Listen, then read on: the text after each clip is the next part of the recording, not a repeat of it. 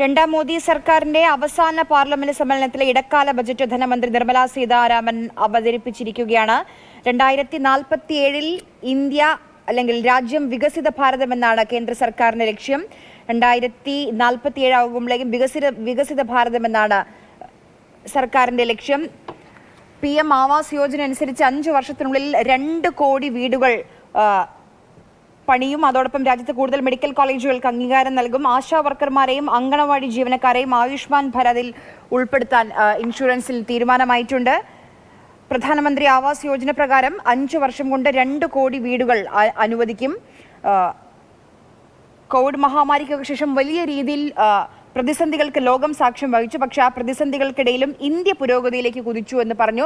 ഏറ്റവും പ്രധാനപ്പെട്ട കാര്യം നമ്മൾ എല്ലാവരും ഉറ്റുനോക്കിയിരുന്നത് ആദായ നികുതി സ്ലാബിൽ എന്തെങ്കിലും മാറ്റം ഉണ്ടാകുമോ എന്നായിരുന്നു. ആദായ നികുതി പരിധിയിൽ ഒരു മാറ്റവുമില്ല. ടാക്സ് റെജീമിൽ മാറ്റമില്ല. അതേ നിരക്കുകൾ തുടരും. ഡയറക്റ്റ് ഇൻഡയറക്റ്റ് ടാക്സസിലും ഇമ്പോർട്ട് ഡ്യൂട്ടീസിലും ഒരു മാറ്റവും ഉണ്ടാകില്ല ഇടക്കാല ബജറ്റ് അനുസരിച്ച്. പക്ഷേ ടാക്സ് ബെനിഫിറ്റുകളുണ്ട്. ടാക്സ് ആനുകൂല്യങ്ങൾ പ്രഖ്യാപിക്കുന്നുണ്ട്, പ്രത്യേകിച്ച് സ്റ്റാർട്ടപ്പുകൾക്ക്.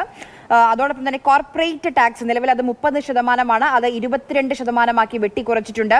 എടുത്തു പറഞ്ഞൊരു മറ്റൊരു കാര്യം, ടാക്സ് റിട്ടേണുകൾ ലഭിക്കാൻ ഈ വർഷം 2023-24 സാമ്പത്തിക വർഷത്തിൽ വെറും 10 ദിവസത്തിനുള്ളിൽ ടാക്സ് റിട്ടേണുകൾ അക്കൗണ്ടുകളിൽ എത്തിക്കാൻ കഴിഞ്ഞു എന്നത് വലിയൊരു നേട്ടമായി ഉയർത്തി കാണിക്കുന്നുണ്ട്.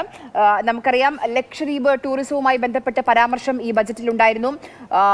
ലക്ഷദ്വീപ് ആ ടൂറിസം വലിയ രാജ്യാന്തര തലത്തിൽ തന്നെ വലിയ വിവാദങ്ങൾക്കൊക്കെ വഴിവെച്ചിരുന്നു. ലക്ഷദ്വീപ് ടൂറിസത്തെ പ്രോത്സാഹിപ്പിക്കാൻ അത് ഒരു ടൂറിസം സ്പോട്ടായി ഉയർത്തുമെന്ന പരാമർശം ഇടക്കാല ബജറ്റിലുണ്ട്. ഏറ്റവും പ്രധാനപ്പെട്ട കാര്യങ്ങൾ പറഞ്ഞു പോവുകയാണെങ്കിൽ PM പ്രധാനമന്ത്രി ആവാസ് യോജന അനുസരിച്ച് 2 കോടി വീടുകൾ 5 വർഷത്തിനുള്ള അതൊരു ടാർഗറ്റാണ്. മധ്യവർഗ്ഗക്കാർ BJPയുടെ ഏറ്റവും വലിയ കരുത്താണ്. അവർക്ക് ഹൗസിംഗ് സ്കീമുണ്ട്.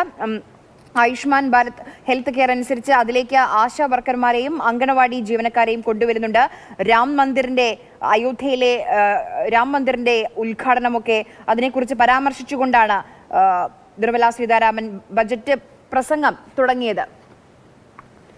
ഡൽഹിയിൽ ഇന്ന് P. ബസന്ത് ഉണ്ട്. ബസന്ത്, നമ്മൾ ഏറ്റവും കൂടുതൽ ഉറ്റുനോക്കിയിരുന്നത് ടാക്സ് നിരക്കുകളിൽ ഒരു മാറ്റം ഉണ്ടാകുമോ, ഇടത്തരക്കാർക്ക് അതുമായി ബന്ധപ്പെട്ട് എന്തെങ്കിലും ആശ്വാസം ഉണ്ടാകുമോ എന്നാണ്. പക്ഷേ ഒരു തരത്തിലും മാറ്റമില്ല ഡയറക്റ്റ് ഇൻഡയറക്റ്റ് ടാക്സുകളിൽ. പക്ഷേ ചില ഇളവുകൾ വരുന്നുണ്ട്.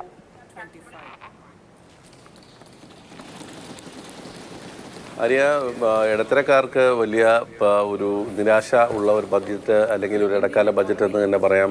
ഇൻകം ടാക്സിൻ്റെ അല്ലെങ്കിൽ ആദായ നികുതി സ്ലാബുകളിലോ മറ്റോ ഒന്നും തന്നെ ഒരു മാറ്റവും വരുത്താൻ ധനമന്ത്രി തയ്യാറായിട്ടില്ല എന്നുള്ളതാണ്. നികുതി നിരക്കുകളിൽ നേരത്തെ ഉള്ള കീഴ്വഴക്കങ്ങൾ പോലെ തന്നെ തൽക്കാലം, അതായത് ഇടക്കാല ബജറ്റിൽ ഞാൻ അത്തരത്തിലൊരു മാറ്റം കൊണ്ടുവരുന്നില്ല എന്ന് തന്നെ ഉള്ള പ്രഖ്യാപനമാണ് വന്നത്. സ്റ്റാർട്ടപ്പുകൾക്ക് നികുതി അടയ്ക്കുന്നതുമായി ബന്ധപ്പെട്ട് ചില കിഴിവുകൾ പ്രഖ്യാപിച്ചതല്ലാതെ ആദായ നികുതിയുമായി ബന്ധപ്പെട്ട് മറ്റ് പ്രഖ്യാപനങ്ങളൊന്നും നടത്താൻ തന്നെ ധനമന്ത്രി തയ്യാറായിട്ടില്ല എന്നുള്ളതാണ്.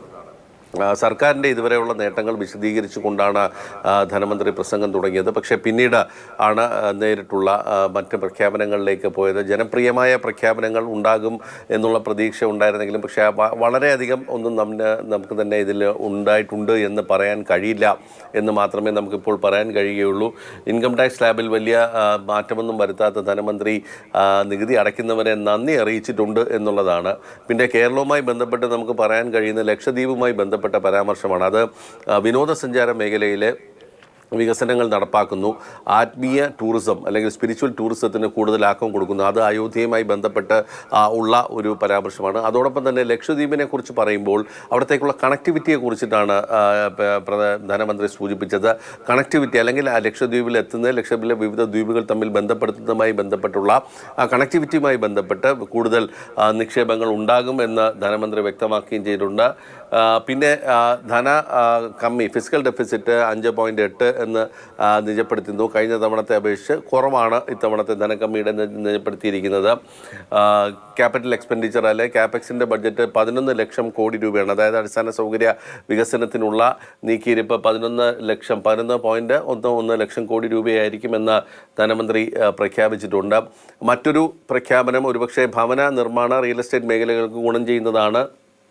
PM റൂറൽ ഹൗസിംഗ് സ്കീം, അതായത് ഗ്രാമീണ ഭവന പദ്ധതിക്കായിട്ട് അതുമായി ബന്ധപ്പെട്ട് 2 കോടി വീടുകൾ വരുന്ന 5 കൊല്ലത്തിനുള്ളിൽ നിർമ്മിക്കും എന്നാണ് ഇപ്പോൾ ധനമന്ത്രി വ്യക്തമാക്കിയിട്ടുള്ളത്. അത് റിയൽ എസ്റ്റേറ്റ് മേഖലയ്ക്ക് അല്ലെങ്കിൽ നിർമ്മാണ മേഖലയ്ക്ക് തന്നെ ഏറ്റവും കൂടുതൽ ആക്കം കൂട്ടുന്നതാണ്, അവിടുത്തെ കുറച്ചുകൂടി ഊർജ്ജം പകരുന്ന ഒരു പ്രഖ്യാപനം എന്ന് വേണമെങ്കിൽ നമുക്ക് പറയാവുന്നതാണ്. ഇത്തരത്തിലുള്ള പ്രഖ്യാപനങ്ങളല്ലാതെ ഈ തെരഞ്ഞെടുപ്പുമായി ബന്ധപ്പെട്ട് മറ്റെന്തെങ്കിലും തരത്തിലുള്ള പ്രഖ്യാപനങ്ങൾ ഉണ്ടോ എന്ന് ചോദിച്ചാൽ കൂടുതൽ മെഡിക്കൽ കോളേജുകൾ സ്ഥാപിക്കുന്നതുമായി ബന്ധപ്പെട്ടുള്ള പ്രഖ്യാപനം ധനമന്ത്രിയുടെ ഭാഗത്ത് നിന്ന് വന്നിട്ടുണ്ട്. പക്ഷേ അതിലേറ്റവും സുപ്രധാനമായിട്ടുള്ളൊരു മറ്റൊരു പ്രഖ്യാപനം എനിക്ക് തോന്നിയത് വർദ്ധിച്ചു വരുന്ന ജനസംഖ്യയുമായി ബന്ധപ്പെട്ടുള്ള ഒരു കാര്യമാണ്. അതായത് വർദ്ധിച്ചു വരുന്ന ജനസംഖ്യയും അതോടൊപ്പം തന്നെ ഡെമോഗ്രാഫി ചേഞ്ചസും പഠിക്കുന്നതിന് ഒരു ഉന്നതതല സമിതി രൂപീകരിക്കുമെന്ന് ധനമന്ത്രി പ്രഖ്യാപിച്ചിട്ടുണ്ട്. ഇത് ഒരുപക്ഷെ ഒരു പോപ്പുലേഷൻ കൺട്രോൾ ബില്ല് അല്ലെങ്കിൽ ജനസംഖ്യാ നിയന്ത്രണ ബില്ലിലേക്ക് കാര്യങ്ങൾ കൊണ്ടുചെന്ന് എത്തിക്കുമോ എന്ന് ആരെങ്കിലും സംശയിച്ചാൽ തെറ്റു പറയാൻ കഴിയില്ല. പക്ഷേ ധനമന്ത്രിയുടെ ആ വാക്കുകൾ സൂചിപ്പിക്കുന്നതാണ് വർദ്ധിച്ചു വരുന്ന ജനസംഖ്യയും അതോടൊപ്പം തന്നെ ഡെമോഗ്രാഫി ചേഞ്ചസും പഠിക്കുന്നതിന് ഒരു ഉന്നതതല സമിതി എന്ന് പറയുമ്പോൾ അത് ഒരുപക്ഷെ ഇത്തരത്തിലുള്ള ഒരു ബില്ലിലേക്ക് അത് മറ്റൊരു അജണ്ട എന്ന് വേണമെങ്കിൽ നാളെ ആരോപണം ഉന്നയിക്കാൻ പ്രതിപക്ഷത്തിന് കഴിയുന്ന ഒരു സാഹചര്യമാണ്, ഒരു വസ്തുതയാണത്. പക്ഷേ ധനമന്ത്രിയെ സംബന്ധിച്ചിടത്തോളം ഒരു ഇടക്കാല ബജറ്റ് എന്നുള്ളതിനപ്പുറത്തേക്ക് മാറിയിട്ട് അതിൽ വലിയ പ്രഖ്യാപനങ്ങൾക്കൊന്നും തയ്യാറായിട്ടില്ല എന്നുള്ളതാണ്. 25 കോടി ജനങ്ങളെ ദാരിദ്ര്യത്തിൽ നിന്നും ഉയർത്തിക്കൊണ്ടുപോയി മാറ്റാനായി കഴിഞ്ഞ 10 കൊല്ലത്തിനിടയിൽ സർക്കാരിന് സാധിച്ചു എന്നുള്ള ഒരു അവകാശവാദം സർക്കാർ മുന്നോട്ട് വെക്കുന്നു. 25 കോടി പേരെയാണ് ദാരിദ്ര്യത്തിൽ നിന്നും മാറ്റിയത് എന്നുള്ളത്. മാത്രമല്ല ഈ ഭക്ഷ്യധാന്യ പദ്ധതി അത് 5 കൊല്ലത്തേക്കും കൂടി തുടരുന്നുണ്ട്. അത് ഒരു വലിയൊരു ഗെയിം ചേഞ്ചറാണ് ഒരു പക്ഷേ രാജ്യത്തെ ഈ ദാരിദ്ര്യം ഇല്ലാതാക്കുന്നതുമായി ബന്ധപ്പെട്ട് എന്നുള്ള ഒരു വിലയിരുത്തലാണ് സർക്കാർ ഇപ്പോൾ നടത്തിയിരിക്കുന്നത്. ബജറ്റ് പ്രസംഗത്തിലൂടെ ധനമന്ത്രി മുന്നോട്ട് വെച്ചതും അത് തന്നെയാണ്.